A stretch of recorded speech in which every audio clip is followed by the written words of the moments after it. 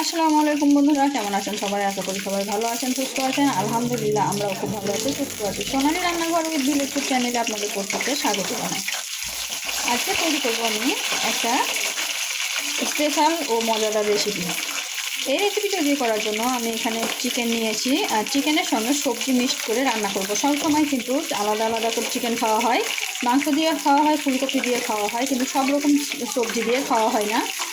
তো তার জন্য আমি আজকে এই রেসিপিটা শেয়ার করছি আপনাদের সঙ্গে। এই রেসিপিটা খেতে খুবই মজার হয়। তা এই রেসিপির মধ্যে আমি ব্যবহার করেছি আলু, গাজর, পটল, ফুলকপি আর টমেটো আর চিকেন, আর এর মধ্যে ধনেপাতা তো থাকবেই।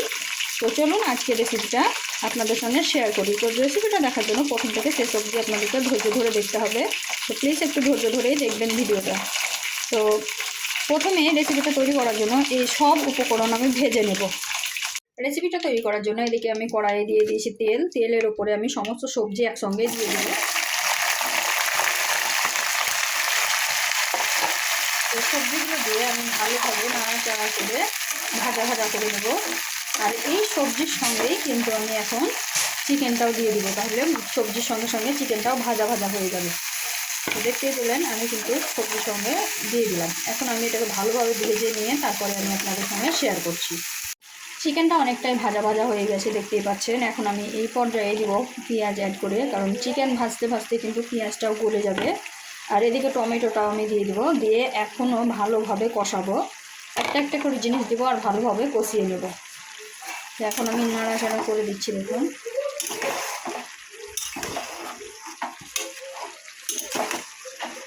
আর যেহেতু এটা অনেকটা পরিমাণ হয়েছিল, তাই আমি কড়াইটা চেঞ্জ করে নিয়েছিলাম, ওইটাতে অসুবিধা হচ্ছিল, তার জন্য একটু নাড়াচাড়া করে দিলাম। এরকম ঢাকা দিয়ে দিলে নাড়াচাড়া করে ভালোভাবে কষিয়ে নেব।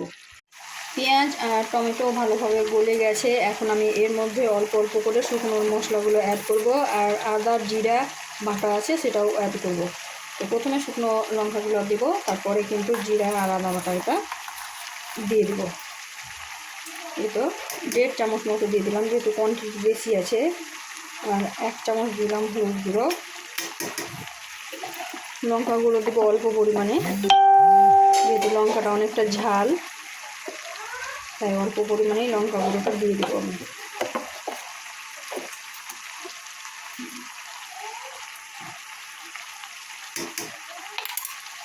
তো অল্প পরিমাণে আমি লঙ্কাটাও দিয়ে দিলাম। আর এখন আমি এখানে দেবো লবণ, যেটা মেন। তো 1 চামচ লবণ দিলাম, আর 1/2 চামচ লবণ দিয়ে দিলাম। এখন দেবো জিরা আর আদা বাটা, জিরা আদা রসুন 3টা পেস্ট করা আছে, সেই পেস্টটা দিয়ে দিচ্ছি 2 চামচ,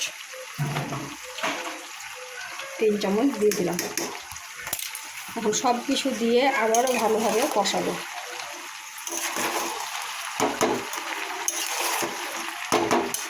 এই রেসিপিটা তৈরি করবেন, একদম দেখবেন খুবই টেস্টি হয়।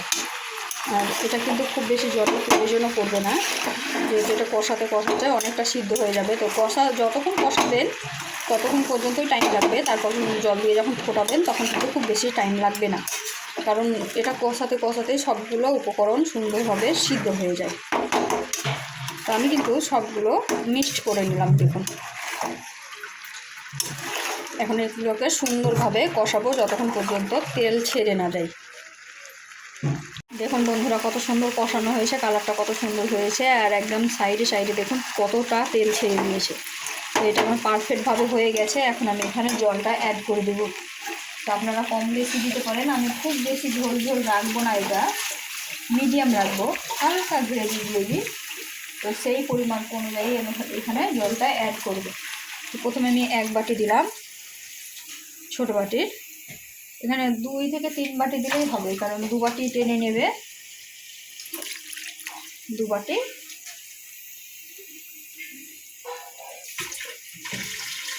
3 বাটি, এর থেকে বেশি আমি জল এখানে অ্যাড করব না। এই তো নাড়াচাড়া করে ভালোভাবে মিক্সড করে এখন ঢাকা দিয়ে রান্না করে নেব।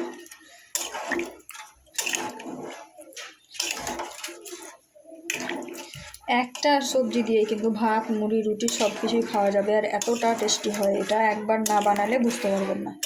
যেহেতু আমি নাড়াচাড়া করে ঢাকা দিয়ে দিই।